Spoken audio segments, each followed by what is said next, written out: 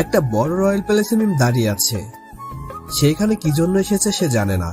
চারিদিকে শুধু অন্ধকার আর অন্ধকার। একটু পর প্যালেসের দরজা খুলে যায়। সেখান থেকে চাঁদের রোশনিতে দেখতে পায় সে ওয়েডিং ড্রেস পরে দাঁড়িয়ে আছে। তার চোখ যায় সদর দরজার দিকে। সে দেখতে পায় একজন রাজকুমারের ড্রেসে তার দিকে এগোচ্ছে। মিম তার চেহারা দেখতে পারছে না। এমন সময় কিছু একটা শব্দ তার কানে আসে। মিম লাফ দিয়ে ঘুম থেকে উঠে পড়ে। তার মানে এতক্ষণ সে এই স্বপ্ন দেখছিল। তবে এটা তার ক্ষেত্রে স্বাভাবিক, কারণ সে প্রায় এরকম স্বপ্ন দেখে যে তার বিয়ে এক রাজকুমারের সাথে হবে। তবে সে ধন সম্পত্তির রাজকুমার নয়, বরং মনের দিক দিয়ে রাজকুমার হবে। মিম এসব ভাবছিল। এমন সময় তার সৎ বোন রিমি ঘরে প্রবেশ করলো। রিমি তাচ্ছিল্য সুরে বলে, কি রে, আবার সেই রাজকুমার আর রাজকুমারীর স্বপ্ন দেখছিস নিশ্চয়। রাজকুমারের আশা ভুলে যা, কারণ রাজকুমার শুধু আমার ভাগ্যেই জুটবে, আর তোর ভাগ্যে জুটবে বস্তির খ্যাত ছেলে পেলেরাই। মিম রিমির কথার উত্তরে কিছুই বলেনি। বলে লাভ নেই, কারণ মিমের বাবা মা মিমের থেকে রিমিকে বেশি ভালোবাসে। মিমের মা মিমকে জন্ম দেওয়ার সময় মারা যায়। তখন মিমের বাবা আরেকজন মহিলাকে বিয়ে করে। মিমের বাবা ইংল্যান্ড শহরের নামকরা বিজনেসম্যান, তাই যে কেউ তাকে বিয়ে করতে রাজি হবে। তেমনি একজন লোভী মহিলা মিমের বাবাকে নিজের রূপের জালে ফেলে বিয়ে করেছে। তাদের সন্তানই হলো রিমি। তবে মিমের বাবা কিংবা সৎমা মিমিকে তেমন অবজ্ঞা কখনো করেনি। কিন্তু মিম ছোটবেলা থেকে তার কাঙ্ক্ষিত ভালোবাসা পায়নি বাবা মার থেকে। এমনকি তার বোনও তাকে মাঝে মাঝে তাচ্ছিল্য করে। তবে মিম এসব কিছু নিয়ে ভাবে না, কারণ তার একদিন বিশ্বাস তার জন্য তার মনের মতো রাজকুমার আসবে। ইংল্যান্ডের সব থেকে বড় হোটেল দ্য রয়্যাল প্যালেসের মালিক মিস্টার জ্যাক আজ অসুস্থ হয়ে পড়েছেন। উনি ইউরোপের টপ 10 বিজনেসম্যানদের মধ্যে একজন এবং ইংল্যান্ডের মধ্যে 1 নম্বর। আশ্চর্যের বিষয় হলো উনি বাংলাদেশের বংশোদ্ভূত। ওনার মা বাঙালি ছিল। ওনার বংশধর বলতে শুধু তার নাতি আছে। ওনার ছেলে মেয়ে অনেক আগে এক দুর্ঘটনায় মারা যায়, আর সেই বংশধরদের 20 বছর পূর্ণ হলো। আজ পর্যন্ত তাকে কেউ দেখেনি, কারণ তার দাদু তাকে সবসময় সবার আড়ালে রেখে লালন পালন করেছে। তিনি তার নাতিকে মানুষের মতো মানুষ করতে চেয়েছেন এবং তিনি পেরেছেন। তার নাতি ইংল্যান্ডের জনসাধারণ মানুষের সবার সাথে বসবাস করে। তার দাদুর একটি ভয় আছে, আর সেটা হলো তিনি মারা যাবার পর তাদের ব্যবসায় সবকিছু বিশ্বাসঘাতকেরা নিজেদের নামে করে নিতে পারে। এমনকি এখন তিনি অসুস্থ হয়, তিনি সবার আসল চেহারা ধীরে ধীরে দেখতে পাচ্ছেন। সবাই শুধু উনি মৃত্যুর অপেক্ষা করছেন। সবার ধারণা তার নাতি বকাটে বা খারাপ পথে চলে গেছে, তাই তিনি তার নাতিকে সবার চোখের আড়ালে রেখেছে। কিন্তু তিনি তার নাতিকে প্রোটেক্ট করার জন্য আড়ালে রেখেছে। ইংল্যান্ডের একটা বস্তির মধ্যে আন্ডারওয়ার্ল্ড ফাইটিং হচ্ছে। এরকম আন্ডারওয়ার্ল্ড ফাইটিং প্রায় সব দেশেই হয়। এই ফাইটিং অবশ্যই বেআইনি। আজকে সবাই অনেক আনন্দ উল্লাসে ফাইট দেখতে এসেছে, কারণ আজকে ফাইটে অংশ নেবে ইংল্যান্ডের আন্ডারওয়ার্ল্ড ফাইটিং এর কিং থ্যানোস। সবাই থ্যানোস নামে তাকে ডাকে। এই আন্ডারওয়ার্ল্ড ফাইটে কেউ নিজেদের আসল নাম প্রকাশ করে না, লোকেরাই নিজেদের নাম পছন্দ করে ব্যবহার করে।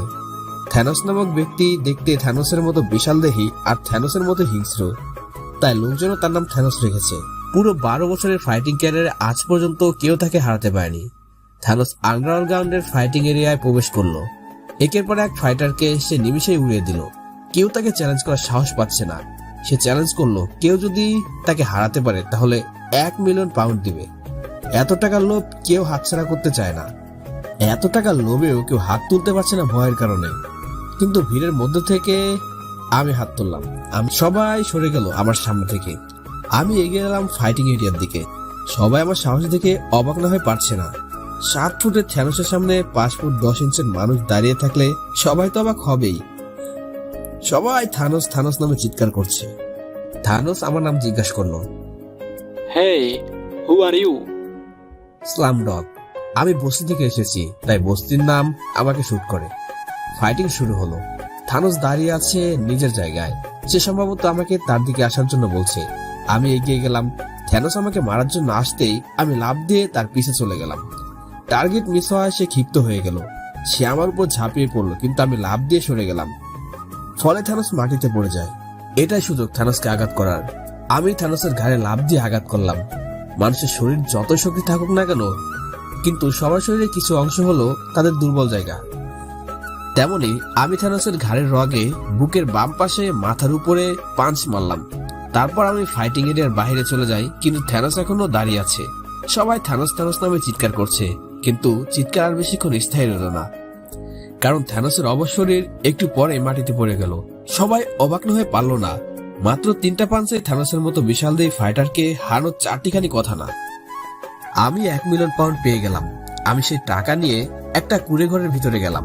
সেখানে গিয়ে একজন বয়স্ক মহিলাকে ও কিশোর ছেলেকে দেখতে পেলাম।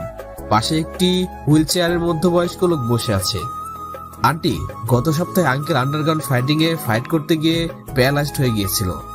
আজ আমি সেই ফাইট জিতে 1 মিলিয়ন পাউন্ড পেয়েছি। এই টাকা আপনি রেখে দিন। আপনার পরিবারে এই টাকা অনেক জরুরি। আমি টাকাটা আন্টির হাতে তুলে দিয়ে বেরিয়ে পড়ি। মাঝে মাঝে কিছু মানুষের খুশি দেখলেই প্রাণ ভরে উঠে আনন্দে। এসব ভাবছি, এমন সময় আমার বেস্ট ফ্রেন্ড রাহুল আমার সামনে এসে দাঁড়ালো। দোস্ত, কি ফাইটটাই না করলি! থানোসকে তো তোর নানির নাম মনে করিয়ে দিছিস, কিন্তু এত টাকা তুই বিলিয়ে দিলি এভাবে? এত টাকা তো আমার বাপে একসাথে জীবনে দেখেনি। আরে দোস্ত, সবসময় টাকায় কি সবকিছু? মাঝে মাঝে টাকা বিলিয়ে দেখবি যে সেই টাকার থেকেও বিলিয়ে দেওয়ার আনন্দটা অনেক বেশি। অন্তত কিছু টাকা রেখে দিতি, আজকে না হয় পার্টি করতাম। তুই পার্টি করতে চাস? তাহলে চল। পার্টি কাকে বলে আজকে তোকে দেখাবো। আমি রাহুলকে নিয়ে চলে গেলাম একটা রেস্টুরেন্টে। সেখান থেকে অনেক খাবার কিনে বস্তিতে নিয়ে আসলাম। বস্তির সব গরিব বাচ্চাদের নিয়ে পার্টি করবো আজকে। রাতের সময় জনসন হাউসে মিম ও তার পুরো পরিবার বসে মিটিং করছে। তার বাবা মিস্টার জসিম ওরফে জন বসে আছেন, আর তার মেয়ে মিম ও রিমি বসে আছে তার সামনে। তার সাথে বসে আছে মিসেস জন। আচমকা মিসেস জন নিজের মুখ খুলে, মিম, তোমার বয়স তো 18 পেরোলো। এখন তোমার বিয়ের বয়স হয়ে গেছে। আমার মনে হয় তোমার বিয়ে করে ফেলাই উচিত এখন। মিম তার সৎমার কথা শুনে থমকে গেল। মিম তার বাবার দিকে তাকিয়ে বলে, আমি এখন বিয়ে করব না। আমার এখনো পুরো ইংল্যান্ড ঘুরে দেখা বাকি আছে। আমি এই আবদ্ধ ঘর থেকে বেরিয়ে পুরো দেশ ঘুরতে চাই। মিমের কথা শুনে তার মা মিসেস জন বলে, তো আমি কবে মানা করেছি মিম? তুমি বিয়ের পরও ইংল্যান্ড ঘুরতে পারবে। শুধু ইংল্যান্ড কেন, পুরো ইউরোপ ঘুরে বেড়াতে পারবে। তুমি আমাকে মা হিসাবে না মানলেও আমি তো তোমাকে নিজের মেয়ে মানি। মিসেস জনের কথার সাথে একমত হয়ে তার হাজবেন্ড মিস্টার জন বলে, তোমার মা ঠিক কথাই বলেছে। তোমাকে আমরা কোথাও ঘুরতে নিতে পারি না, কারণ আমি সময় পাই না। আর রিমি ঘুরে বেড়ায় তার মায়ের সাথে। তুমি তো তোমার মায়ের সঙ্গে আবার বেশি পছন্দ করো না, তাই তোমাকে আমরা এমন তেমন ছেলের কাছেও বিয়ে দেব না। তুমি আমার বড় মেয়ে, আর আমি এই দেশের একজন নামি দামি ব্যবসায়ী। ইংল্যান্ডে যথেষ্ট খানদানি ফ্যামিলির সাথে তোমার বিয়ে হবে। তাদেরকে আমি তোমার ছবিও দেখিয়েছি। তারা তোমার ছবি দেখে তোমাকে অনেক পছন্দ করেছে। আগামীকাল তোমাকে তারা দেখতে আসছে। বাহ ড্যাড, আমাকে না জানিয়ে সব কিছুর ব্যবস্থা করে রেখেছো তাহলে। আর আমি এবার কি বলবো? মিম এই বলে নিজের রুমে চলে গেল। মিস্টার জন নিজের রুমে চলে গেল। এতক্ষণ রিমি সবার কথা শুনছিল, এখন সে মুখ খুলল। মম, এটা কোন ধরনের কথা? মিমকে এত ধনী ফ্যামিলিতে বিয়ে দেওয়া হচ্ছে কেন? তাহলে তো মিমের স্বপ্ন পূরণ হয়ে যাবে। ও মাই প্রিন্সেস, প্রিন্স শুধু তোমার জন্যই বরাদ্দ। মিমকে আমি বিয়ে দিয়ে বিদায় দিতে চাই, আর এই বিয়ের মাধ্যমে তোমাকে তোমার রিয়েল প্রিন্সের সাথে দেখা করিয়ে দেব, যে শুধু এই ইংল্যান্ড না, বরং পুরো ইউরোপ মহাদেশের নামি দামি ব্যবসায়ীর বংশধর। রিমি খুশি হয়ে তার মাকে জড়িয়ে ধরল। আর এদিকে মিম তার রুমে গিয়ে শুয়ে পড়ল। সে তার বাবার কথা কোনোদিনও ফেলেনি। তার মায়ের মৃত্যুর পর থেকে সে সবার কথা মুখ বুজে সহ্য করে আসছে। মিস্টার জ্যাক তার মেনশনে শুয়ে আছেন। তার শরীর দিন দিন অনেক দুর্বল হয়ে আসছে। এমন সময় তিনি তার বেলকনিতে কারো অবয়ব দেখতে পেলেন। রাতের বেলা বাইরে বৃষ্টি হচ্ছে। বিদ্যুৎ চমকানোর আলোতে তিনি অবয়বের চেহারা দেখতে পেলেন। তার গম্ভীর মুখে হাসি রেখা ফুটে উঠল। কালো হুডি পরা একটি 20 বছরের যুবক মিস্টার জ্যাক এর বিছানার সামনে গিয়ে হাঁটু গেড়ে বসলেন। মিস্টার জ্যাক তার মাথায় হাত বুলিয়ে দিচ্ছে। মিস্টার জ্যাক অশ্রু মিশ্রিত কণ্ঠে বলে উঠল, দাদু ভাই, আমাকে মাফ করে দে। তোকে আমি এত বছর আমার কাছ থেকে দূরে রেখে, কিন্তু এখন সময় এসে গেছে তোকে সবার সামনে এনে সবার মুখ বন্ধ করে দেওয়ার। মিস্টার জ্যাকের কথা শুনে সেই যুবকটি বলল, you are my super hero দাদু। তোমাকে এখনো অনেক বছর বাঁচতে হবে আমার জন্য, আর আমি এখন সবকিছুর জন্য প্রস্তুত আছি। কিন্তু তার আগে আমাকে ব্যবসার সবকিছু সবার আড়ালে দেখতে হবে। সবার আসল চেহারা আমি মালিক হিসেবে নয়, বরং একজন সার্ভেন্ট কিংবা গরিব হয়েই দেখতে পারবো। আমাকে কিছুদিন সময় দাও। আমার দরকার শুধু একটা সুযোগ। 10 দিন পর আমাদের হোটেল দ্য রয়্যাল প্যালেসে এই শহরের বিখ্যাত ব্যবসায়ী মিস্টার জনের বড় মেয়ের বিয়ে হবে।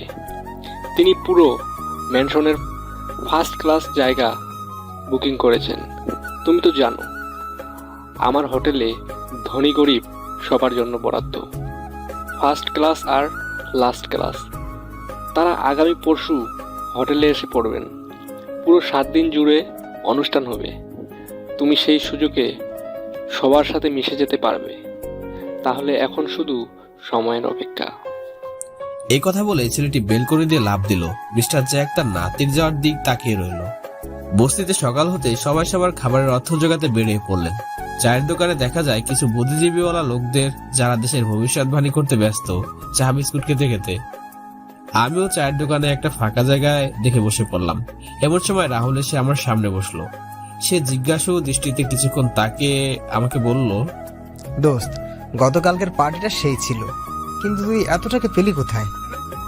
নিজেকে স্বাভাবিক রেখে বললাম, টাকা নিয়ে তোকে চিন্তা করতে হবে না। রাহুল অদ্ভুত ভঙ্গিতে বলে উঠল, তোকে দেখলে আমার কেমন যেন লাগে।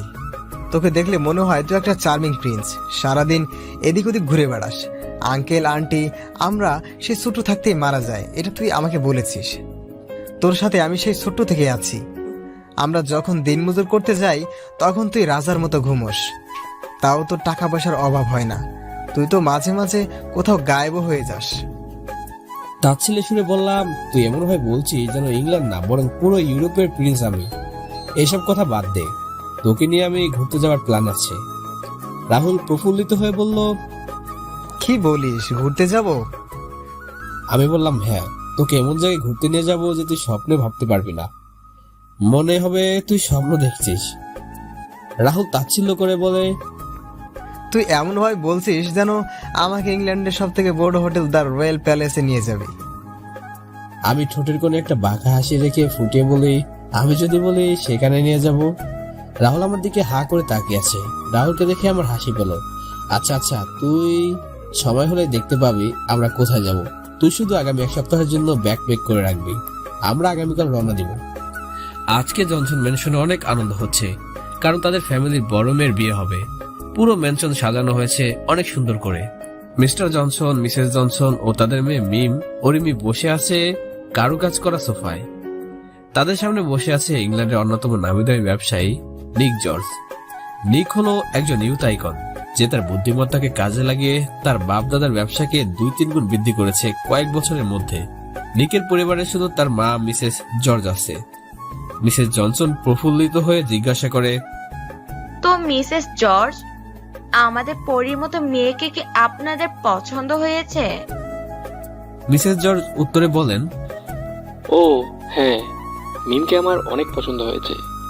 আমার মনে হয় আমাদের কিছুক্ষণ একা কথা বলা উচিত, যাতে আমাদের নিজেদের মধ্যকার দূরত্বকে আরো কমিয়ে আনতে পারি।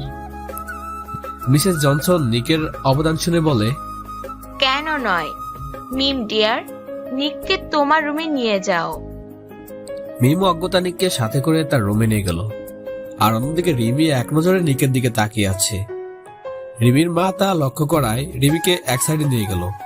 মিসেস জনসন রাগান্বিত কণ্ঠে জিজ্ঞাসা করলো, তুমি ওভাবে নিকের দিকে কেন তাকিয়ে আছিলে? মম, তুমি নিকের সাথে আমার বিয়ে দিয়ে দাও।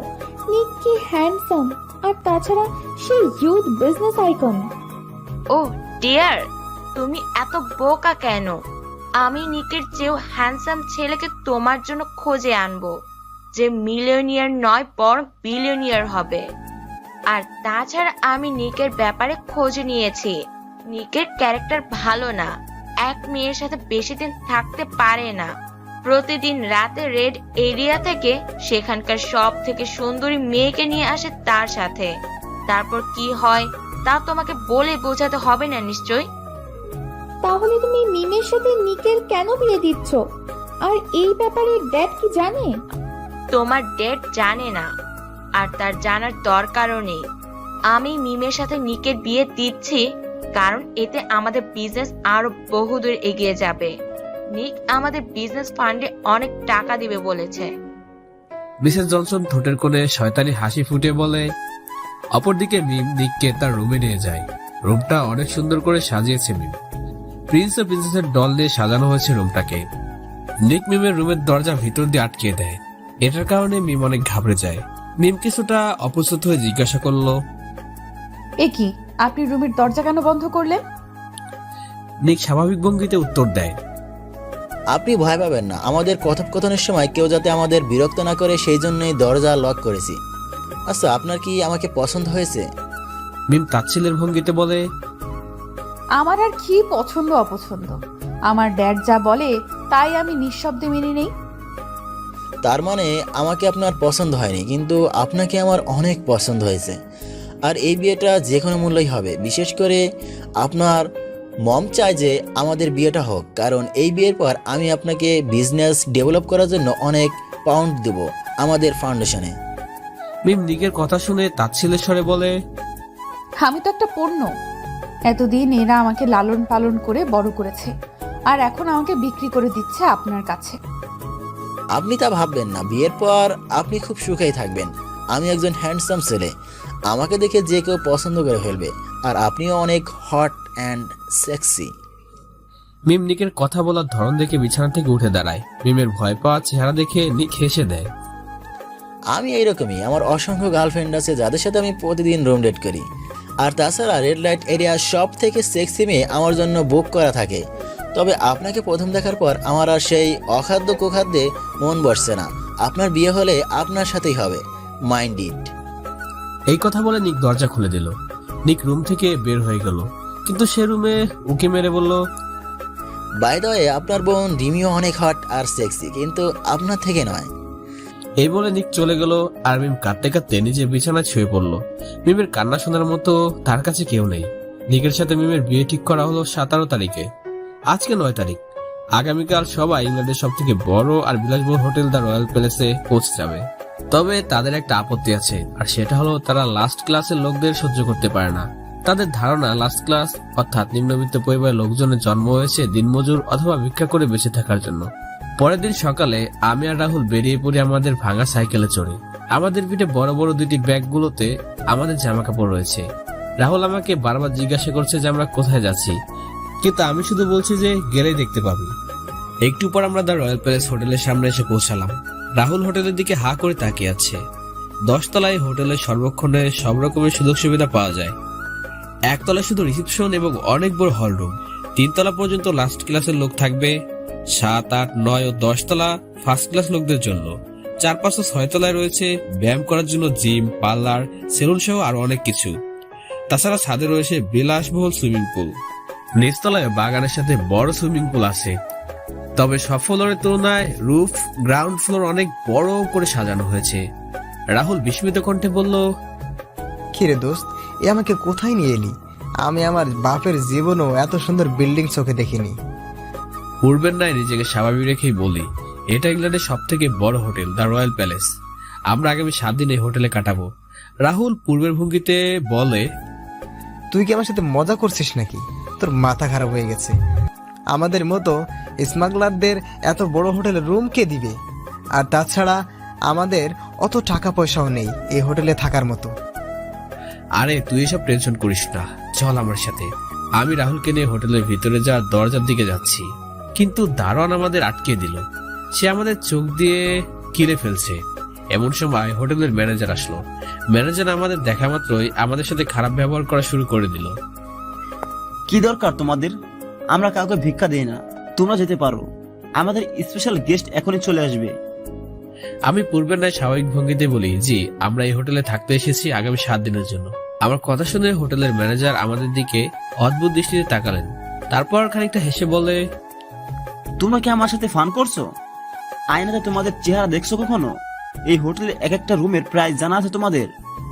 আমি কোনো প্রতিক্রিয়া না দেখিয়ে বললাম, আমরা লাস্ট ক্লাসে থাকতে এসেছি, এতে তো আপনাদের কোনো আপত্তি নেই। ম্যানেজার কিছু বলবে তার আগেই হোটেলের এরিয়ায় অনেকগুলো কস্টলি ব্র্যান্ডের গাড়ি প্রবেশ করলো। ম্যানেজার দ্রুত গাড়িগুলোর দিকে এগিয়ে গেলেন। গাড়ি থেকে অনেক লোক নেমে আসলো যাদের আমি চিনি না, কিন্তু ম্যানেজার তাদের মধ্যে একজন 50 বছরের লোককে মিস্টার জনসন ও তার পাশে 40 বছর মহিলাকে মিসেস জনসন বলে অভিহিত করলেন। তাদের পেছনে গাড়ি থেকে অনেকে নেমে আসলো। একজন 45 বছরের মহিলাকে মিসেস জর্জ ও একজন 25 বছরের যুবককে মিস্টার নিক জর্জ বলে অভিহিত করলেন। মিসেস জনসনদের গাড়ি থেকে অল্প বয়সী দুটা সুন্দরী মেয়ে বের হলো। দুজনের বয়সে সেম মনে হচ্ছে। মিস্টার জনসন একজনকে রিমি ও আরেকজনকে মিম বলে ডাক দিলেন। আমি আর রাহুল তাদের দিকে হা করে তাকিয়ে আছি। রাহুল তাকিয়ে আছে তাদের দামি গাড়ি ও জামা কাপড়ের দিকে, কিন্তু আমি তাকিয়ে আছি মিম নামক মেয়েটির দিকে। এরকম পরিমতো মেয়েকে আমি জীবনেও দেখিনি। চেহারায় বাঙালি ও ইংরেজ উভয় ছাপ রয়েছে। তারা একে একে আমাদের সামনে দিয়ে হোটেলের ভিতরে প্রবেশ করলেন। মিসেস জনসন ও মিস্টার নিক জর্জ আমাদের দেখে নাক সিটকালেন। হয়তো আমাদের নোংরা জামা কাপড় দেখে তাদের অস্বস্তি হচ্ছে। আমি এখনো মিমের দিকেই তাকিয়ে আছি। মিম আমার সামনে দিয়ে যাওয়ার সময় একবার আমার দিকে তাকালো। আহ, কি মায়াবী চোখ! ঘায়েল করে দিয়েছে আমাকে। আমার দিকে তাকিয়ে এসে তার চোখ জোড়া নিজের দিকে করে হোটেলের ভিতরে প্রবেশ করলো। তবে সবার মতো সে আমাদের দেখে অস্বস্তিকর চাউনিতে তাকায়নি। তারা সবাই ভিতরে যাওয়ার পর ম্যানেজার আমাদের সামনে এসে বলে, তোমার লাস্ট ক্লাসে উঠতে চাইলে উঠতে পারো, তবে আগামী 7 দিন ধরে এখানে অনেক বড় বিয়ের অনুষ্ঠান হবে। তারা তোমাদের মতো লাস্ট ক্লাসের লোক সহ্য করতে পারে না, তাই তাদের সামনে যাবে না এবং 3 তলার উপরে ওঠার সাহসও করবে না। রাহুল ব্রো কুসকায়, কেন? আমরাও তো টাকা দিয়েই থাকবো, তাহলে আমরা সাদে কেন যেতে পারবো না? আমি রাহুলকে ইশারায় চুপ থাকতে বললাম। আপনি চিন্তা করবেন না, আমরা আপনার কিংবা ওনাদের কোনো ডিস্টার্ব করবো না। ম্যানেজার আমার কথা শুনে তৎক্ষণাৎ চলে যায়। আমরা হোটেলের ভিতরে ঢুকলাম। এত বড় হল রুম দেখে আমাদের চোখ আবার কপালে উঠলো। একটা ফুটবল গ্রাউন্ডের মতো বিশাল হল রুম, যেখানে সোফায় বসে আছে কিছু মানুষ। তারা ঝুলন্ত স্মার্ট টিভি দেখছে। এক পাশে আছে রিসেপশন, সেখানে তাকাতে আমার নজর কাড়লো মিম নামক মেয়েটির দিকে। তারা হয়তো চাবির জন্য অপেক্ষা করছে। মিম তার চুলগুলো কানের পিছনে গুজে আবার আমার দিকে তাকালো। এই মিষ্টি চাহনি দেখে আমি আবারও ঘায়ল হয়ে গেলাম। তারা লিফটে করে উপরে চলে গেল। আমি লিফটের দিকে যেতেই দেখলাম সেখানে লেখা আছে only for first class people, মানে লাস্ট ক্লাসের লোকেরা কোনো লিফট ব্যবহার করতে পারবে না। আমি রিসেপশনে গিয়ে আমাদের জন্য একটা ডাবল বেড সিঙ্গেল রুম নিলাম। তারপর সিঁড়ি বেয়ে উপরে গেলাম 3 তলায়। লাস্ট ক্লাসদের জন্য এত সুন্দর ব্যবস্থা থাকলে ফার্স্ট ক্লাসদের জন্য কি ব্যবস্থা থাকবে সেটা ভাবতে ভাবতে আমার গায়ে কাঁটা দিয়ে উঠলো। আমরা রুমে ঢুকলাম। এত বড় রুম দেখে রাহুল লাফালাফি শুরু করে দিয়েছে। প্রফুল্লিত হয়ে বলে, দোস্ত, এই রুমটা তো আমাদের বস্তির 3টে কুড়ে ঘরের থেকেও বড়। আমি কিছু না বলে বেলকনিতে গেলাম। চারদিকে যেদিকেই তাকাই সেদিকেই হোটেলের সীমানা। একটা বড় এরিয়া জুড়ে হোটেলের অবস্থান। আমি আর রাহুল ফ্রেশ হয়ে খেয়ে নিলাম। আমাদের নিচ থেকে নিচে গিয়ে খেয়ে আসতে হবে। আর অন্যদিকে কি করলে ক্লাসদের লোকেরা নিজেদের রুমে বসে খাবার পেয়ে যাচ্ছে। রাতে রাহুল ঘুমিয়ে পড়ে তাড়াতাড়ি। আমাদের শরীর এমনিতে দুর্বল, এত দূর পথ সাইকেল দিয়ে আসায়, কিন্তু আমার ঘুম আসছে না। লাস্ট ক্লাসের লোকেরা যেখানে যেখানে যেতে পারে সেসব জায়গায় ঘুরে দেখার জন্য আমি বের হলাম রুম থেকে। রাহুল পড়ে পড়ে ঘুমাচ্ছে। আমি রুম থেকে বেরিয়ে করিডোর ধরে এগোতে থাকলাম।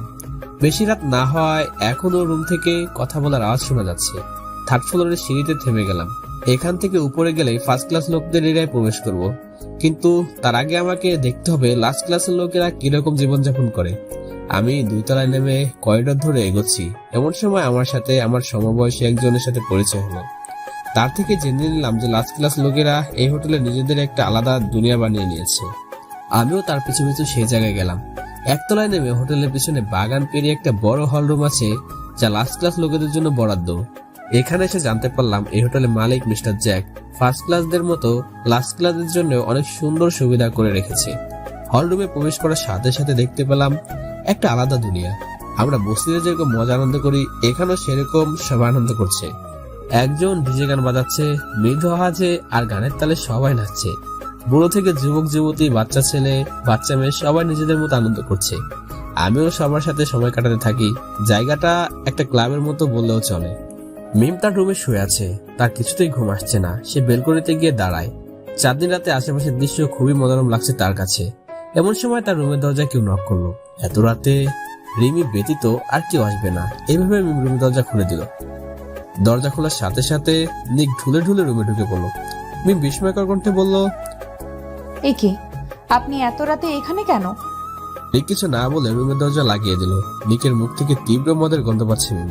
মিম রাগান্বিত স্বরে বলে, আপনি নেশা করে এসেছেন? আপনি আমার রুম থেকে এক্ষুনি বের হয়ে যান। নিক একটা শয়তানি হাসি দিয়ে বললে, আমি তো বের হওয়ার জন্য রুমে আসিনি। তোমাকে দেখার পর আমার আর কোনো নেশাই ধরছে না। তোমার রূপের নেশায় যে আমি আসক্ত হয়ে গেছি, আমার এখন নেশা কাটাতে তোমাকে চাই। এই বলে নিক মিমের দিকে এগোতে থাকে। মিমও পিছু পা হতে থাকে। মিম এবার আকুতির স্বরে বলে, আপনি আমার দিকে কেন এগোচ্ছেন? আপনি দয়া করে এই রুম থেকে চলে যান। মিমের ভয়ের তো কণ্ঠ যেন নিকের কানে যায়নি। নিক পূর্বের ন্যায় মাতাল কণ্ঠে বলে, তোমার সাথে আমার বিয়ের কথা ঠিক হওয়ার পর আমি আর কোনো মেয়ের সাথে রুম ডেট করিনি, কিন্তু আজকে আর সহ্য হচ্ছে না, তাই তোমার সাথে আজকে ফুর্তি করব। নিক কিছু করার আগে মিম নিককে ধাক্কা দিয়ে দরজার লক খুলে রুম থেকে বের হয়ে যায়। সে 9 তলা থেকে 7 তলায় সিঁড়ি বেয়ে নেমে পড়ে, কিন্তু পিছনে নিককে না আসতে দেখে সে চুপি চুপি সিঁড়ি বেয়ে উঠে পড়ে। 8 তলায় রিমির রুমের সামনে দিয়ে যেতেই রিমির রুমের ভিতর থেকে গোমরানির শব্দ শুনতে পেল মিম। রিমির রুমের দরজা এত রাতে খোলা দেখে সে আরো অবাক হলো। মিম রিমির দরজা হালকা ফাঁকা করে দেখে তার হবু বর নিক তার সৎ বোন রিমির সাথে সঙ্গমে লিপ্ত হয়েছে। এ দৃশ্য দেখে মিম হতবাক হয়ে গেল। রিমি যে নিককে পছন্দ করত এটা মিম রিমির চোখ দেখে বুঝে গেছিল, কিন্তু তাই বলে সে নিকের সাথে বেড শেয়ার করবে? এই দৃশ্য সে সহ্য করতে না পেরে দৌড়ে সিঁড়ি বেয়ে উপরের দিকে চলে গেল। 9 তলায় তার রুম পেরিয়ে এবং 10 তলায় তার বাবার রুম পেরিয়ে সে সোজা ছাদে চলে গেল। ছাদে দেওয়ালের এক কোণে বসে বসে কাঁদতে থাকে। নিক রিমির সাথে খারাপ কাজ করছে বলে সে কাঁদছে না, বরং তার বিয়েটা একটা জানোয়ারের সাথে হচ্ছে বলে সে কাঁদছে। কিন্তু সে কাকে কি বলবে? রাত পেরোলেই পরের দিন এসে পড়বে। অতঃপর পরের দিন অর্থাৎ পরশু দিন তাদের এঙ্গেজমেন্ট। আমি ছোট ছেলে মেয়েদের সাথে নাচতে নাচতে ভীষণ ক্লান্ত হয়ে গেছি। ছেলে মেয়েদেরও ভীষণ ঘুম পাচ্ছে, তাই আমি তাদেরকে ঘুমাতে পাঠিয়ে দিলাম।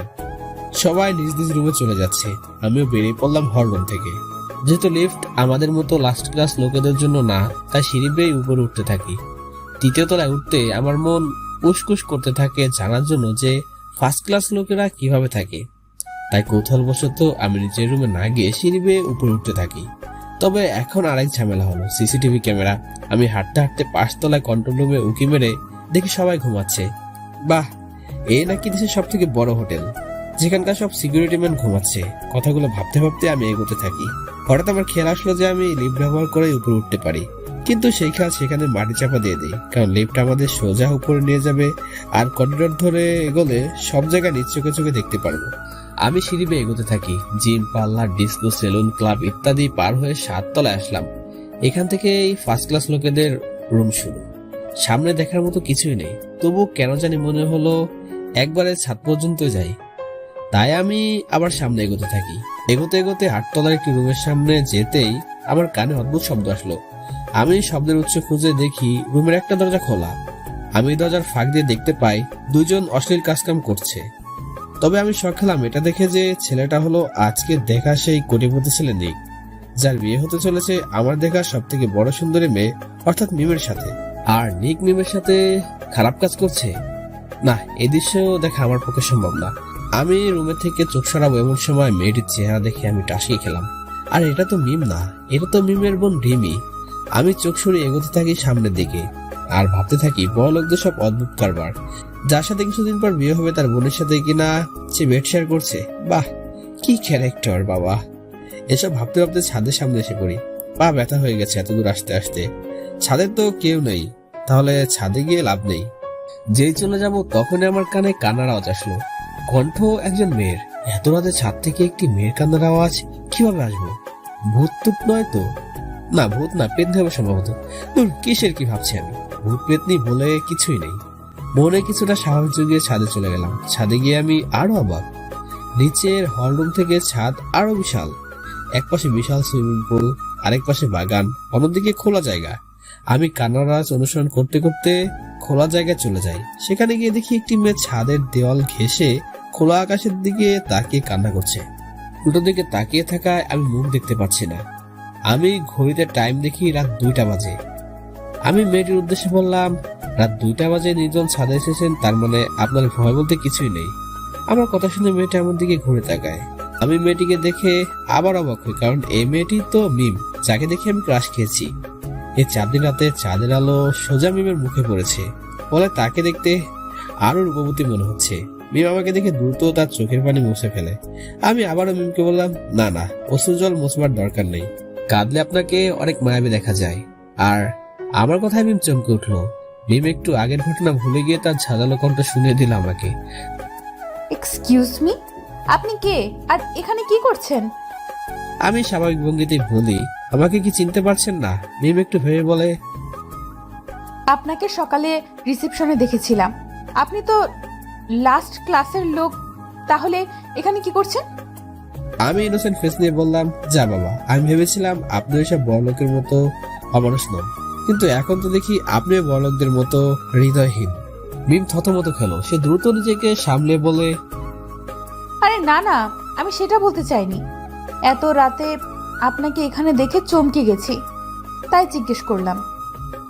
আমি মিমকে পাল্টা প্রশ্ন করলাম, একই প্রশ্ন তো আমিও করতে পারি। এত রাতে আপনি ছাদে এসে কান্না করছেন কেন? কারণটা কি জানতে পারি? মিম দ্রুত ঘুরে নিজের বাম হাতের উল্টো পাশ দিয়ে নিজের চোখের জল মুছে নিল। অতঃপর আমার দিকে ঘুরে বলে, আমি কোথায় কান্না করছিলাম? আমার ঘুম আসছিল না, তাই এখানে এসে প্রকৃতির সৌন্দর্য উপভোগ করছিলাম। আমি আর চোখে তাকিয়ে বললাম, হায় হায়, নিজের হবু স্বামী যদি নিজের বোনের সাথে বেড শেয়ার করে, তাহলে মন মানসিকতা আর কি ভালো থাকতে পারে তার? আমি আন্দাজে ঢিল মারলাম। জানি না মিম জানে কিনা, কিন্তু আমার কথা শুনে মিম ঘাবড়ে উঠলো। তার মানে ঢিল ঠিক জায়গায় লেগেছে। মিম কেঁপে কেঁপে জিজ্ঞাসা করলো, আপনি কি সব আবল তাবল কথা বলছেন? আমি সবসময় ন্যায় স্বাভাবিক ভঙ্গিতে উত্তর দেই। আমার কথা শুনে আপনি বিচলিত হয়ে গিয়েছিলেন, তার মানে আমি যা বলেছি সত্যি আর আপনি জানেন? মিম আমার কথা শুনে চুপ হয়ে গেল। তার চোখ থেকে অশ্রু গড়িয়ে পড়তে থাকে। মিমের অশ্রু দেখে আমার খুব মায়া হলো তার প্রতি। আপনি প্লিজ কাঁদবেন না, আপনাকে কাঁদতে দেখে আমার ভালো লাগছে না। কাঁদবো না তো কি করব? আমি এখন পিঞ্জরায় বদ্ধ পাখির মতো, নিজের কোনো স্বাধীনতা নেই। আমার বিয়ে এমন একজনের সাথে হচ্ছে যে কিনা আমার বোনের সাথেই। এতটুকু বলে আবার কাঁদতে থাকে। তাহলে আপনি আপনার বাবা মায়ের কাছে বলে দিচ্ছেন না কেন যে আপনি মিস্টার নিককে বিয়ে করবেন না? আমার প্রশ্ন শুনে মিম অসহায়ত্বের সুরে বলল, এই কাজটা যদি আমি পারতাম তাহলে অনেক আগেই করতাম। আমি আমার বাবাকে খুবই সম্মান করি, তার কথার বিরুদ্ধে আমি কখনো যেতে পারবো না। আমি মিমের কথা শুনে চুপ হয়ে গেলাম। মিমের সাথে কথা বলে এতটুকু তো বুঝলাম যে মিম পরিস্থিতির শিকার। মিম যখন বুঝতে পারলো সে বাইরের কাউকে, অর্থাৎ আমাকে তার পারিবারিক সমস্যার কথা বলে দিচ্ছে, তখন সে আমাকে বলল, আমি আপনাকে কেন এসব বলছি? আর তাছাড়া আপনি দ্রুত চলে যান এখান থেকে। ফার্স্ট ক্লাসের কেউ আপনাকে দেখলে ঝামেলা হয়ে যেতে পারে। এই বলে মিম ছাদ থেকে চলে গেল। আমি মিমের চার দিকে তাকিয়ে আছি। আমি মনে মনে নিজেকে বলি, রাকিব, তোর এখন অনেক কাজ। এসব ঝামেলা থেকে মিমকে উদ্ধার করে তোর নিজের করে নিতে হবে। তুই পারিস মিমকে সুখময় জীবন দিতে। এসব ভেবে আমার মনে পড়লো আমার মতো বস্তির ক্ষেত কিভাবে কোটিপতির মেয়েকে সুখ দিতে পারে। এসব ভাবতে ভাবতে নিচে নেমে গেলাম। তবে এখন সিঁড়ি বেয়ে নামার শক্তি নেই শরীরে, তাই লিফটের কাছে গেলাম। লিফটের ভিতরে গিয়ে দেখি লিফটম্যান এখন ঘুমাচ্ছে। এই সুযোগে আমি লিফট ব্যবহার করে 3 তলায় নেমে পড়লাম। তবে লিফটের সিসিটিভি ক্যামেরায় আমার ছবি অবশ্য ফুটে উঠেছে, তাই আমি কন্ট্রোল রুমে গিয়ে যেসব পয়েন্টে গিয়েছি সেই সব পয়েন্টের ফুটেজ ডিলিট করে দিলাম। তারপর নিজের রুমে গিয়ে আরামসে একটা ঘুম দিলাম, কারণ আগামীকাল থেকে যে আমার অনেক কাজ। আমার মনে যে এখন মিমেরই বসবাস। সকালে ঘুম থেকে উঠে দেখি রাহুল আগে থেকেই উঠে গেছে, আর এটাই স্বাভাবিক, কারণ আমি রাতে অনেক দেরি করে ঘুমিয়েছি। আমিও ফ্রেশ হয়ে নিচে খেতে গেলাম। আমার চোখ শুধু মিমকে খুঁজছিল, কিন্তু পরক্ষণে মনে পড়ে গেল যে ফার্স্ট ক্লাসদের জন্য ঘরে খাবার পৌঁছে দেওয়া হয়, তাই আমি আর না ভেবে খেতে শুরু করলাম। মিম খেয়ে দিয়ে সোজা রিমির রুমে চলে গেল। হঠাৎ মিমের আগমনে রিমি অবাক হয়ে গেল। রিমি অবাক ভঙ্গিতে জিজ্ঞাসা করলো, এ কি, তুই এখন এখানে এই সময়? মিম রাগান্বিত কণ্ঠে বলল, আমি তোকে শুধু এতটুকুই বলতে এসেছি যে তোর যদি নিককে ভালোই লাগে তাহলে তাকে বিয়ে করে ফেল না। এভাবে রাতে বেড শেয়ার করার কি মানে আছে? মিমের কথায় রিমি ভড়কে যায়। তুই যেহেতু জেনে গেছিস, তাহলে এটাও জেনে নে যে নিক আমার ক্রাশ। নিকের মতো হ্যান্ডসাম ছেলের সাথে যে কেউ হ্যাং আউট করতে চাইবে, তবে আমি নিককে বিয়ে করব না। মম তো আমার জন্য আরো বড় লোক আর হ্যান্ডসাম ছেলে খুঁজেছে। এই হোটেলের মালিকের নাতি, অর্থাৎ পুরো ইউরোপের টপ কোটিপতির মধ্যে একজন তার বংশধর। তুই যাকে ইচ্ছে তাকে বিয়ে কর, আই ডোন্ট কেয়ার। মিম রেগে মেগে রিমির রুম থেকে বের হয়ে যায়। আমি আর রাহুল হোটেল ঘুরে ফিরে দেখছি। রাহুল গতকালের ন্যায় বিস্মিত কণ্ঠে বলল, আমার এখনো যেন মনে হচ্ছে যে আমি স্বপ্ন দেখছি। আমি এখন বিশ্বাস করতে পারতেছি না যে আমি এই হোটেলে এক রাত থেকেছি। আমি পূর্বের ন্যায় স্বাভাবিক ভঙ্গিতে বললাম, আরে 6 রাত বাকি আছে। তাছাড়া তুই এই হোটেলের রাতের কথা জানিস না। গতকাল তুই গরুর মতো ঘুমিয়েছিস, অথচ আমি এই হোটেলের আসল চমক গতকাল দেখেছি। বড় থেকে ছোট সবাই পার্টি করে রাতে। সে পার্টি দেখলে মনে করবি ফার্স্ট ক্লাস লোকেদের চেয়ে লাস্ট ক্লাস লোকেরা আরো বেশি আরামায়েশ করে। রাহুল প্রফুল্লিত হয়ে ওঠে। সে বলে, তাহলে তো আজকে আমিও পার্টি করব। আজকে ফার্স্ট ক্লাসের লোকেরা তাদের পার্টি করবে, আর আমরা লাস্ট ক্লাসের লোকেরা নিজেদের পার্টি করব। আমি ভুরকুচকে জিজ্ঞাসা করলাম, ফার্স্ট ক্লাসের পার্টি মানে? রাহুল বলল, আরে তুই জানিস না, আজকে সন্ধ্যায় বড় লোকদের পার্টি হবে ছাদে। শুনেছি কার যেন এঙ্গেজমেন্টের পার্টি হবে। আমি রাহুলের কথা শুনে বুঝলাম যে আজকে মিমের এঙ্গেজমেন্ট পার্টি হবে। তাহলে আজকে তো আমাকে পার্টিতে যেতেই হবে। সন্ধ্যা হতেই মিম চলে গেল ছাদে। অনেক সুন্দর করে ছাদ সাজানো হয়েছে, আর অন্যদিকে আমিও রেডি হয়ে পড়লাম। রাহুল আমাকে দেখে জিজ্ঞাসা করলো, কিরে, কোথাও যাবি এখন? আমি দরজার কাছে এসে বললাম, ফার্স্ট ক্লাসদের পার্টিতে যাব। রাহুল চমকে গেল। সে বলল, তোর মাথা খারাপ নাকি? সেখানে আমাদের যাওয়া নিষেধ। আমি বাঁকা হাসি দিয়ে বলি, সেটা তোদের মতো বোকাদের জন্য, আমার মতো ইন্টেলিজেন্টের জন্য নয়। আমি রুম থেকে বের হয়ে পড়লাম। সিঁড়ি বেয়ে এগোতে থাকি। আজকে যেহেতু ছাদে পার্টি হচ্ছে, তাই পুরো হোটেলের কোটিপতি গ্রাহকরা ছাদে গিয়েছে। আমিও চুপি চুপি চলে গেলাম। আমি ছাদে যাওয়ার পর সবার চক্ষু আড়াল করে বাগানের দিকে গেলাম। আশেপাশে তাকিয়ে দেখি সবাই অনেক দামি দামি জামা কাপড় পরে আছে। আমি নিজের দিকে তাকিয়ে একটা পুরান শার্ট, কম দামি প্যান্ট আর স্যান্ডেল। এক কোণে বদমাস ম্যানেজারকেও দাঁড়িয়ে থাকতে দেখলাম। আমার চোখ শুধু এখন মিমকে খুঁজছে। সবাই ড্রিঙ্ক করছে। হঠাৎ দেখতে পেলাম মিম তার বাবা মায়ের সাথে দাঁড়িয়ে আছে। আমি মিমের দিকে এগোচ্ছি, এমন সময় একজন ওয়েটারের সাথে ধাক্কা খেলাম। ফলস্বরূপ তার ড্রিঙ্কসের ট্রে তার হাত থেকে পড়ে যায়। ট্রে পড়ার শব্দে সবাই আমার দিকে উৎসুকভাবে তাকিয়ে আছে। ম্যানেজার আমাকে দেখা মাত্রই চিনে ফেলেছে। ম্যানেজার আমার সামনে এসে সোজা আমার কলার ধরলো। ম্যানেজারকে দেখে বোঝাচ্ছে সে আমার উপর ভীষণ ক্ষুব্ধ। সে দাঁতে দাঁত চেপে বলল, তোকে আমি আগেও বলেছিলাম যে তুই ফার্স্ট ক্লাসের এরিয়ায় আসবি না, কিন্তু তুই তো সোজা সাথে চলে এসেছিস। ম্যানেজারের কথায় মিম ও নিকের পরিবার আমার কাছে আসলো। মিস্টার জনসন জিজ্ঞাসা করলো, কি হয়েছে ম্যানেজার? ম্যানেজার এবার বিনয় সুরে বলল, আই এম সরি স্যার, এই লাস্ট ক্লাসের ছেলে আপনাদের পার্টিতে চলে এসেছে। মিসেস জনসন পূর্বের না আমাকে দেখে নাক ছিটকিয়ে বলল, দেখতে তো বস্তির ছেলে বলে মনে হচ্ছে। আপনারা এই হোটেলে এদের মতো খ্যাতদের কেন থাকতে দেন? ম্যানেজার উত্তর দিল, আমি কি করব ম্যাম, আমাদের এই হোটেলের মালিক মিস্টার জ্যাক গরিবদের অনেক ভালোবাসেন, তাই তিনি গরিবদের থাকার জন্য রুম বানিয়েছেন। তবে তারা ফার্স্ট ক্লাস এরিয়ায় প্রবেশ করতে পারবেন না। কিন্তু এই স্ল্যাম ডগ আপনাদের পার্টিতে আসার দুঃসাহস দেখিয়েছে। আমি এখন কি করব বুঝতেছি না। এমন সময় আমার মাথায় একটা প্ল্যান আসলো। আমি মিমের দিকে তাকিয়ে একটা বাঁকা হাসি দিয়ে জিজ্ঞাসা করলাম, আপনি কি কিছু বলবেন না? আমার প্রশ্ন শুনে সবাই অবাক হয়ে মিমের দিকে তাকালো। মিম আমার দিকে বিস্ময়কর দৃষ্টিতে তাকিয়ে আছে। মিম কি বলবে বুঝতে পারছে না। নিক অস্থির কণ্ঠে জিজ্ঞাসা করলো, মিম, তুমি এই ক্ষেত ছেলেকে চেনো নাকি? মিম কিছু বলবে তার আগে আমি শুরু করলাম। আমি বলছি, আসলে একদিন মিম ম্যাডামকে কয়েকজন ছিনতাইকারী ধরেছিল। তখন আমি আমার বস্তির বন্ধুদের সহায়তা নিয়ে ম্যাডামকে বাঁচিয়েছিলাম। গতকাল যখন ম্যাডাম আমাকে হোটেলে দেখলেন, তখন তিনি কৃতজ্ঞতা প্রকাশ করার জন্য আমাকে এই পার্টিতে ডেকেছেন। মিস্টার জনসন কৃতজ্ঞতা প্রকাশ করে বললেন, মিম, তোমাকে কবে ছিনতাইকারী ধরেছিল? যাই হোক, এই ছেলেটা যেহেতু আমার মেয়েকে বিপদের হাত থেকে বাঁচিয়েছে, সেই জন্য এই ছেলে আমাদের সকল পার্টিতে অংশ নিতে পারবে। নিক আপত্তি জানিয়ে বলে, কিন্তু এইরকম ছেলে কি আমাদের মতো ভিআইপি পার্টিতে নিজেকে মানিয়ে নিতে পারবে? তার চেয়ে বরং কিছু টাকা দিয়ে বিদায় করে দেই। মিস্টার জনসন ক্ষুব্ধভাবে বলল, আমার মেয়ে আমার কাছে অমূল্য। আমার মেয়ের জীবনকে আমি কখনো টাকা দিয়ে মাপি না। আমি যা বলেছি তাই ফিক্সড। মিস্টার জনসনের কড়া কথায় মিসেস জনসনও আর কিছু বলতে পারেনি। আমি মিমের দিকে তাকিয়ে দেখি মিমের চোখ অশ্রুতে টলমল করছে। এই অশ্রুর কারণ আমি জানি না। সবাই নিজেদের মতো আনন্দ করতে থাকে। অন্ধকার হয়ে এসেছে, ঠিক করে কাউকে দেখা যাচ্ছে না। লাইটগুলো ডিম করে রেখেছে। সবাই মিউজিকের তালে নাচছে আর কেউ কেউ এনজয় করছে। আমি মিমকে খুঁজছি, কিন্তু কোথাও দেখতে পাচ্ছি না। হাঁটতে হাঁটতে বাগানের এক কোণে চলে গেলাম। এখানে কোনো মানুষ নাই। হঠাৎ করে মিম এসে আমার হাত ধরে বাগানের ভিতরে নিয়ে গেল। আপনি এখানে? আর আমি কি না আপনাকে সব জায়গায় খুঁজছি? তার আগে বলুন, আপনি এমন কাজ কেন করলেন? যাক বাবা, আমি আবার কি করলাম? কি করেছেন মানে? একে তো বিনা অনুমতিতে এখানে চলে এসেছেন, তার উপর মিথ্যা কথা বলে আমাকে ফাঁসিয়ে দিয়েছেন।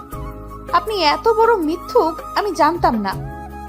আমার কথা বাদ দিন, আগে বলুন আপনার বাবার কথা শোনার পর আপনার চোখে পানি কেন এসেছিল?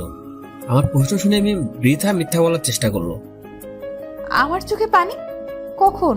আমি নিজেও জানি না। মিথ্যে বলে লাভ নেই, আমি কিন্তু সব খেয়াল করেছি। মিম নরম কণ্ঠে বলল, আসলে আমার জন্য, আমার বাবার প্রতি এই ভালোবাসা দেখার জন্য আমি এই বছরের পর বছর অপেক্ষা করেছি। আমি আপনাকে এখানে নিয়ে এসেছি ধন্যবাদ দেওয়ার জন্য। আপনার জন্যই আমি আমার বাবার ভালোবাসা দেখতে পেয়েছি। আমি ভাব নিয়ে বললাম, ধন্যবাদ তো আমার প্রাপ্য। তাছাড়া এখানে আসার প্রধান উদ্দেশ্য হলো আপনার ফ্যামিলি মেম্বারদের সম্পর্কে জানা। আমি যা বুঝলাম তাতে আমার মনে হয় আপনার বাবা ব্যতীত আর কেউ আপনাকে নিয়ে ভাবে না। মিম একটা মলিন হাসি দিয়ে বলল, তা আমার জানা আছে, তবে আমার মনে হয় না আপনার এখানে বেশিক্ষণ থাকা উচিত, কারণ নেক আপনার দিকে কেমন যেন এক দৃষ্টিতে তাকিয়েছিল। আমি বললাম, আপনার ওইসব নিয়ে ভাবতে হবে না, তবে আমার অনেক আগ্রহ হচ্ছে আপনার লাইফ পার্টনার সম্পর্কে জানতে। মিম ভুরু কুচকায়, সে জিজ্ঞাসা করলো, হঠাৎ আমার পাস্ট লাইফ সম্পর্কে কেন জানতে চাইছেন? এমনি আপনাকে দেখে বাকি কোটিপতির মতো মনে হয় না। এমনকি আপনার বোনের মধ্যেও অহংকার রয়েছে, কিন্তু আপনি কিছুটা ব্যতিক্রম। মিম আমার কথা শুনে কিছুটা আশ্বাস পেল, মনে হয় আমার উপর বিশ্বাস করেছে। মিমের সাথে কথা বলা শুরু করলাম। মিম তার লাইফের বড় ঘটনা আমার সাথে শেয়ার করতে শুরু করলো, যা সে তার বাবার সাথে শেয়ার করতে পারেনি। আজকে মিম মন খুলে আমার সাথে কথা বলছে, আমি আজ মন খুলে কথা বলছি। কথা বলতে বলতে কখন যে সময় পেরিয়ে গেল তা বুঝতে পারলাম না। আমি আমার ঘড়িতে তাকিয়ে দেখি রাত 11টা বেজে গিয়েছে।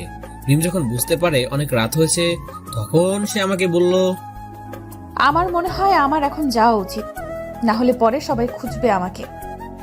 আমিও একমত পোষণ করে বললাম, রাত তো সত্যি হয়ে গেছে, তবে তার সাথে পার্টিও কিন্তু শেষ। সবাই যে যার রুমে চলে গিয়েছে। তখন আমার খটকা লাগছে এক জায়গায়। পার্টি শেষ হওয়ার পর আপনাকে কেউ খুঁজতে এলো না? মিম আবার একটা মলিন হাসি দিয়ে বলে, আমাকে আর কেই বা খুঁজতে আসবে? আর তাছাড়া আমরা যে জায়গায় দাঁড়িয়ে আছি সেই জায়গায় কেউ আমাদের খুঁজতে আসবে না। কিন্তু এখন যাওয়া উচিত। তবে একটা কথা আমি সত্যি বলতে চাই, আমি কবে এরকম মন খুলে কথা বলেছি আমার মনে নেই।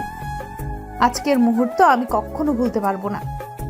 আমি বললাম, আমি কখনো ভুলতে পারবো না। আমি কখনো কোনো মেয়ের সাথে তেমন কথা বলিনি, আর আপনার মতো সুন্দরী মেয়ের সাথে এতক্ষণ কথা বলে নিজেকে পৃথিবীর সব থেকে ভাগ্যবান মানুষ মনে করছি। মিম প্রশংসা শুনে বলল, থ্যাঙ্কস, তবে আমাদের এক্ষুনি যাওয়া উচিত। আমি মিমকে নিয়ে করিডোরে চলে আসলাম। মিম লিফটে না গিয়ে করিডোর দিয়ে এগোতে থাকে। আমি জিজ্ঞাসা করলাম, এ কি, আপনি লিফটে যাবেন না? মিম মাথা নাড়িয়ে বলে, না, আজকে লিফটে যাব না। চলুন আপনার সাথে করিডোর দিয়েই যাই। আমি মিমের সাথে করিডোর ধরে এগোতে থাকি। মিমের রুমের সামনে আসার পর মিম দরজা খুলে ভিতরে ঢুকে। এমন সময় আমি বলি, আমার একটা কথা ছিল। মিম অনুমতি দিয়ে বলে, হ্যাঁ, আপনি বলতে পারেন। কেন জানি না আপনাকে আপনি করে বলতে মন চাইছে না, তাই আপনাকে কি আমি তুমি করে বলতে পারি? মিম কিছুক্ষণ ভেবে একটা মুচকি হাসি দিয়ে রুমের ভিতরে চলে গেল। মুচকি হাসি মানে হ্যাঁ বোধক উত্তর। আমি খুশিতে লাফাতে লাফাতে নিচে চলে গেলাম। রাহুল আমাকে লাফাতে দেখে বলে, কি রে, তুই এতক্ষণ কোথায় ছিলি? আর এভাবে বান্দরের মতো লাফাচ্ছিস কেন? আমি প্রফুল্লতা বজায় রেখে বললাম, আরে মামা, জ্যাকপট পেয়ে গিয়েছি। গিয়েছিলাম বড় লোকদের পার্টিতে, কিন্তু সেখানে আমি আমার মনের রাজকুমারী পেয়ে গিয়েছি, আমার স্বপ্নের প্রিন্সেস। আমি মিমের কথা ভাবতে ভাবতে শুয়ে পড়লাম। অন্যদিকে মিমও ঘুমাতে পারছে না। মিমের খেয়াল এখন শুধু আমি আর আমি। মিম এখন দ্য রয়্যাল প্যালেস নামক হোটেলে আয়োজিত এক বিশাল হলরুমে দাঁড়িয়ে আছে। তার চারপাশে অনেক রকম লাইট লাগানো হয়েছে। পুরো হলরুম সজ্জিত আছে নাম না জানা অনেক রকমের ফুল দিয়ে। মিম এখনো জানে না সে এখানে কেন দাঁড়িয়ে আছে। সে শুধু এতটুকু জানে, হলরুমের দরজা দিয়ে কেউ একজন আসবে। হঠাৎ হলরুমের দরজা খুলে যায়। একজন যুবক এগিয়ে আসছে মিমের দিকে, কিন্তু তার চেহারা দেখা যাচ্ছে না। সে যত এগোচ্ছে ততই তার চেহারা মিমের কাছে স্পষ্ট হয়ে যাচ্ছে। তার পুরো চেহারা যখনই মিমের কাছে স্পষ্ট হয়ে যাবে, তখনই বিশাল এক আওয়াজ হলো। মিম ধপ করে বিছানায় বসলো। তার মানে সে এতক্ষণ স্বপ্ন দেখছিল। মিম আর মনে বলে উঠলো, আবারও সেই স্বপ্নটা দেখলাম। কেন এরকম হচ্ছে আমার সাথে বারবার? সেই যুবকের চেহারা গতবারও আমি দেখতে পারিনি, কিন্তু এবার আবছা আবছা দেখতে পেয়েছি। যুবকের চেহারার ছাপের সাথে কার যেন ছাপ মিলে যাচ্ছে, কিন্তু আমি মনে করতে পারছি না। মিম মনে মনে কথাগুলো ভেবে ফ্রেশ হয়ে নিল। একটু পর মিমের বাবা এসে নিচে হলরুমে নিয়ে গেল। আজকে নিচের হলরুম পুরোটা সাময়িকের জন্য মিমের বাবা বুক করেছে। আসলে টাকা থাকলে কি না করা যায়। সবাই মিমের জন্য অপেক্ষা করছিল। মিম দেখতে পেল সবাই দুটি লাইনে দাঁড়িয়ে আছে, আর সামনে একটা স্টেজের মতো বানানো হয়েছে। সেই স্টেজের উপর নিক আগে থেকে দাঁড়িয়েছিল। মিমকেও নিকের পাশে নিয়ে যাওয়া হলো। নিক একটা হিরের রিং বের করে মিমকে পরিয়ে দিল। মিমও একটা রিং বের করে নিককে পরিয়ে দিল। রিং পরানোর সময় মিমের চোখের আশেপাশে কাউকে খুঁজছিল। রিং পরানোর সময় মিমের চোখ থেকে 2 ফোঁটা পানি গড়িয়ে পড়লো। তবে সেই পানি দেখার মতো কারোর সময় নেই।